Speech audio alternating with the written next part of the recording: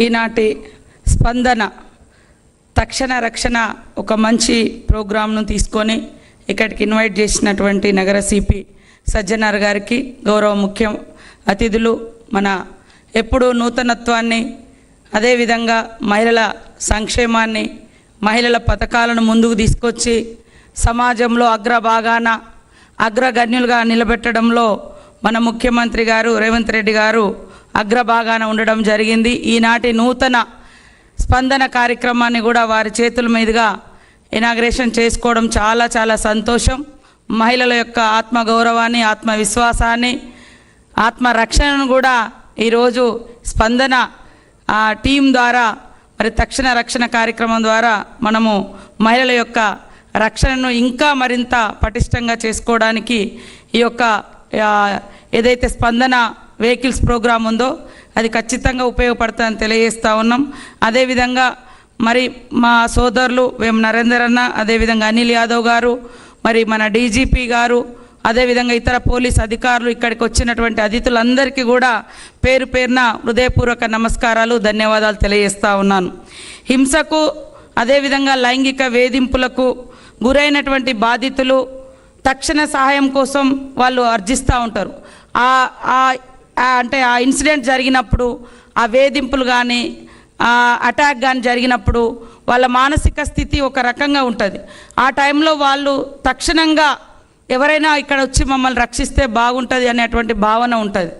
ఆ టైంలో మనం ఏ నిమిషం, 1 నిమిషం 2 నిమిషాలు వాళ్ళను కాపాడడంలో మన నుంచి డిలే అయినా మరి ప్రాణాలు కోల్పోయేటువంటి ప్రమాదం ఉంటుంది. ఇంకా ఎక్కువ ఇబ్బందులు ఎదురయ్యేటువంటి ప్రమాదం ఉంటుంది బతికుండి కూడా. కాబట్టి ఒక పదం ఉంటుంది, అంటే ఒక గోల్డెన్ అవర్స్ అని. సో ఆ గోల్డెన్ అవర్స్లో మనము వాళ్ళని రీచ్, అంటే ఎక్కడికైతే తీసుకెళ్లాలో, అది హాస్పిటల్ కావచ్చు లేదా తక్షణ సహాయం కావచ్చు, అక్కడికి తీసుకెళ్లే విధంగా చేస్తే ఖచ్చితంగా చాలామంది ప్రాణాలను కాపాడగలుగుతాం. చాలామందిని హెల్దీగా ఉంచడానికి, ఆ టెన్షను, ఆ మెంటల్ టార్చర్ నుంచి కూడా కాపాడిన వాళ్ళం అవుతాం. సో ఈరోజు ఇనాగ్రేట్ చేసినటువంటి స్పందన ఈ వెహికల్స్ సంబంధించి కానీ, ఆ టీంకి సంబంధించి కానీ ఖచ్చితంగా మహిళలను పూర్తిగా రక్షించడంలో అగ్రభాగాన్ని ఉంటాయని నేను ఆశిస్తూ ఉన్నాను. మరి మన ముఖ్యమంత్రి రేవంత్ రెడ్డి గారు పోలీస్ శాఖను ప్రత్యేకంగా శ్రద్ధ పెట్టి ఎక్కడన్నా ఇన్సిడెంట్ జరిగితే వెంటనే ఎంక్వైరీ చేసి అరెస్టులు చేయడంలో కూడా హైదరాబాద్ పోలీసు కానీ, రాష్ట్రంలో ఉన్న పోలీసు కానీ వాయువేగంతో పరిగెత్తి మరి ఆ కేసెస్ కూడా అన్నీ ఛేదించి అరెస్టులు చేసి మరి దర్యాప్తులను కూడా స్పీడ్ చేయడం జరుగుతూ ఉంది. దాంట్లో ఇది కూడా మళ్ళొక కొత్త పథకం. సో ఈరోజు ఈ ముఖ్యమంత్రి గారు మేము మహిళలకు సంబంధించి చూసినప్పుడు అనేక రంగాలలో మహిళల్ని, ట్రాన్స్జెండర్స్ కూడా దేశ చరిత్రలో ఇప్పటి వరకు ట్రాన్స్జెండర్స్ను గుర్తించి వాళ్ళకు ఉద్యోగాలు ఇచ్చినటువంటి చరిత్ర గతంలో ఎక్కడ లేదు, దేశంలో కూడా ఎక్కడ లేదు.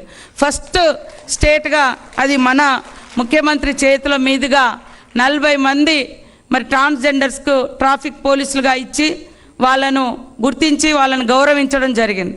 సో అట్లా justice delayed is a justice denied అనేటువంటి అంశం మన అందరికీ తెలుసు. ఎక్కడైతే జస్టిస్ డిలే చేస్తే జస్టిస్ డినైడ్ అయిపోతుంది.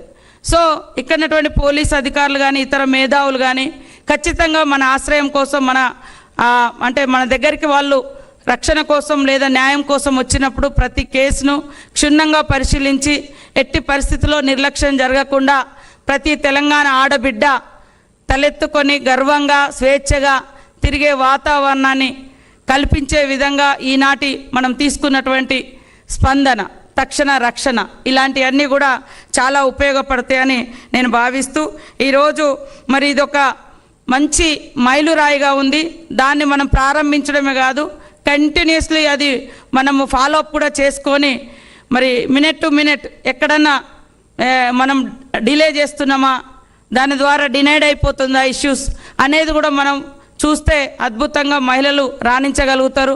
నా లాస్ట్ విన్నపం ఏంటిదంటే, సమాజం యొక్క జీడిపి పెరగాలి, ఆదాయం పెరగాలి అని అనుకున్నప్పుడు ఈ సమాజంలో ఉన్న 50% ఉమెన్ కూడా వర్క్ ప్లేస్లోకి రావాలి. చాలామంది సరైనటువంటి వర్క్ దొరకక లేదా సేఫ్టీ ఉంటుందా ఉండదా తెలియక చాలామంది పని ప్రదేశాలకు రాలేకపోతున్నారు.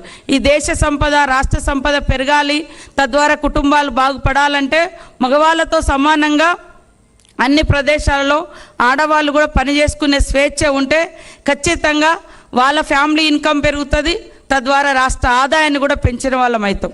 అదేవిధంగా మా విజ్ఞప్తి మన ముఖ్యమంత్రి గారికి, ఈరోజు prevention is better than cure అని అంటాం. దీన్ని ఇక్కడ పిల్లల మనసులలో, యువకుల మనసులలో, యువత మనసులలో ఆడవాళ్ళని గౌరవించాలి, ఆడవాళ్ళని పూజించాలి, ఆడవాళ్ళలో అమ్మను అక్కను చెల్లెను చూడాలి అనే భావన ఎక్కడ ఏ రోడ్డు మీద అమ్మాయి కనబడ్డా ఆ భావన రావాలంటే శిక్షణ అనేది ఖచ్చితంగా ఉండాలి. అది తరగతి గదులలో ఉండాలి. మహిళను ఎలా గౌరవించాలనేటువంటి అంశాన్ని పాఠ్య పుస్తకాలలో చేర్పించడం మూలంగా, తరగతి గదులలో మంచి విలువలతో కూడినటువంటి విద్యను అందించడం మూలంగా భవిష్యత్తులో ఏ మహిళ అయినా స్వేచ్ఛగా ఉండగలుగుతుంది, కుటుంబంలో అయినా బయట అయినా తెలియజేస్తూ ఉన్నాను.